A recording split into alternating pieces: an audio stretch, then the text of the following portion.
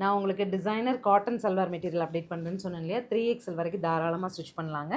Yoke வந்து இந்த மாதிரி உங்களுக்கு கம்ப்ளீட் த்ரெட் ஒர்க் அண்ட் இந்த மாதிரியான சீக்வன்ஸ் வரும். அண்ட் பாடி கூட அங்கங்கே இந்த மாதிரி ஒர்க் வந்துடும், எம்ப்ராய்டரி, டாப் பாட்டம் இந்த மாதிரி வந்துடும். எல்லா சல்வாருமே நான் என்ன கலர் துப்பட்டா ஷோ பண்ணுறனோ அதே கலரில் காட்டன் பேண்ட் வந்துடும். தாராளமாக 4XL ஸ்டிச் பண்ணலாம்.